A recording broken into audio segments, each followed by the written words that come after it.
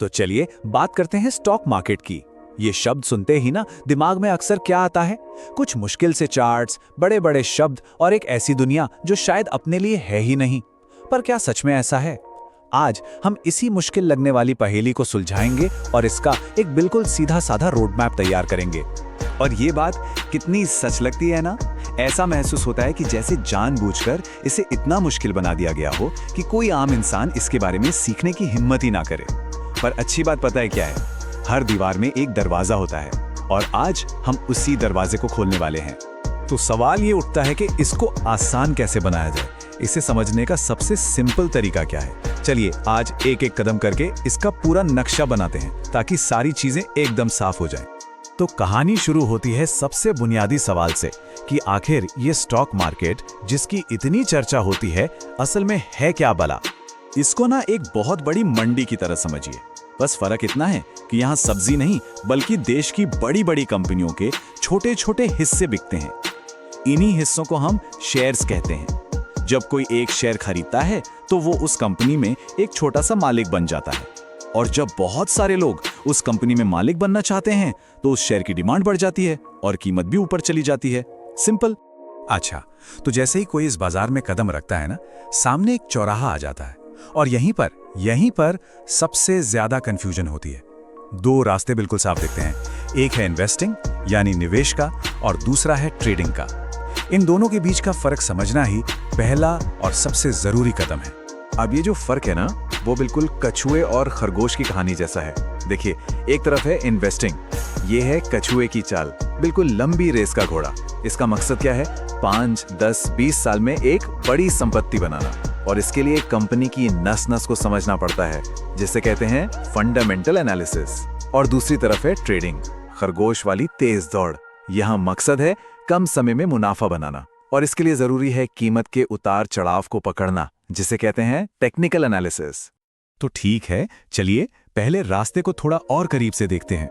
मान लीजिए किसी को कछुए की चाल चलनी है, मतलब लंबे समय के लिए पैसा लगाना है, तो उसके पास क्या-क्या ऑप्शंस हैं? अब ये स्लाइड देखिए, ये बहुत जरूरी बात बताती है। एक इन्वेस्टर के लिए ना 90% मेहनत, मतलब 90% कंपनी को समझने में जाती है।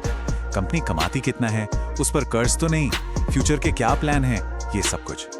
चार्ट्स देखना यानी टेक्निकल एनालिसिस, वो तो बस 10% काम है, वो भी सिर्फ ये देखने के लिए कि एंट्री करने का सही टाइम क्या है।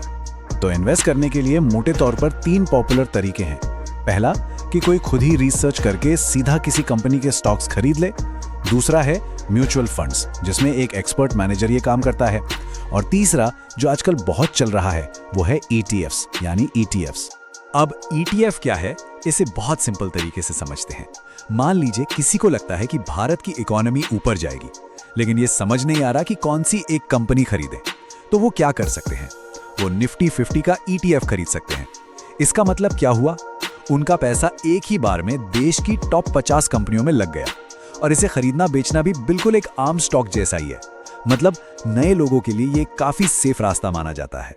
तो ये तो हो गई कछुए की कहानी। अब वापस उस चौराहे पर चलते हैं और पकड़ते हैं दूसरा रास्ता, यानी खरगोश की दुनिया, ट्रेडिंग की दुनिया। और जैसा मैंने पहले कहा था, ये इन्वेस्टिंग से एकदम अलग खेल है। ट्रेडिंग की दुनिया का भाई एक ही मंत्र है, एक ही भगवान है, भाव भगवान छे, मतलब प्राइस इज गॉड। कंपनी अच्छी है, बुरी है, मालिक कौन है, एक ट्रेडर को इससे ज्यादा लेना देना नहीं होता। उसके लिए बस एक ही चीज मैटर करती है, अभी शेयर का दाम क्या चल रहा है और अगले कुछ मिनटों या घंटों में क्या हो सकता है। और ये स्लाइड देखिए, ये उस फर्क को एकदम शीशे की तरह साफ कर देती है। इन्वेस्टर और ट्रेडर की दुनिया एक दूसरे से बिल्कुल उल्टी है, 180 डिग्री अलग। जहां इन्वेस्टर अपना 90% टाइम कंपनी के बैलेंस शीट में सिर खपाता है, वहीं ट्रेडर अपना 90% टाइम प्राइस चार्ट्स को घूरता रहता है। ये सिर्फ तरीका नहीं, ये पूरा माइंडसेट का गेम है। तो ट्रेडिंग के मैदान में उतरने के लिए ये 4 मेन अखाड़े हैं: स्टॉक्स, ETFs, फ्यूचर्स और ऑप्शंस। और यहाँ एक बहुत काम की बात यह है कि किसी को भी इन चारों का बाहुबली बनने की जरूरत नहीं है। असल में ज्यादातर कामयाब ट्रेडर्स किसी एक को चुनते हैं और उसी के मास्टर बन जाते हैं। किसी एक चीज पर फोकस करना ही शायद कामयाबी का पहला कदम है। तो अब सबसे बड़ा सवाल कि ये सब सीखा कैसे जाए? क्या इसके लिए महंगे कोर्स करने पड़ेंगे? तो इसका जवाब शायद आपको थोड़ा हैरान कर दे और हो सकता है थोड़ी राहत भी दे। देखिए, कामयाबी का असली मंत्र किसी महंगे कोर्स में नहीं बल्कि खुद की मेहनत में छुपा है। और आज के टाइम में सबसे बढ़िया बात यह है कि सारी जानकारी फ्री में अवेलेबल है। कोई शब्द समझ नहीं आ रहा, विकिपीडिया है। किसी टॉपिक में गहरा उतरना है, गूगल है। एक प्रॉपर तरीके से स्टेप बाय स्टेप सीखना है तो इन्वेस्टोपीडिया या जीरोधा की वर्सिटी जैसी कमाल की वेबसाइट्स है। और थ्योरी को असल में काम करते हुए देखना है तो यूट्यूब पर लाइव एनालिसिस भरे पड़े हैं। पर एक बात साफ है, मेहनत खुद ही करनी पड़ेगी। और हाँ, एक बात बिल्कुल गांठ बांध लेनी चाहिए। मकसद ये नहीं हो सकता कि एक वीडियो देखा और रातों रात ट्रेडर बन गए। नहीं, असली मकसद है एक प्रोसेस बनाने का। जैसे रोज दौड़ने से स्टैमिना बनता है ना, बिल्कुल वैसे ही रोज थोड़ा थोड़ा सीखने से ही मार्केट की समझ बनती है। कामयाबी कोई एक दिन की चीज नहीं है, ये एक आदत है।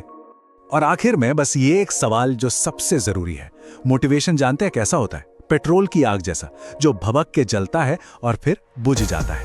लेकिन प्रोसेस होता है कोयले की आग जैसा, जो धीरे धीरे सालों तक जलता रहता है। तो अब सवाल ये नहीं है कि मोटिवेशन है या नहीं, असली सवाल ये है कि आपका प्रोसेस क्या होगा।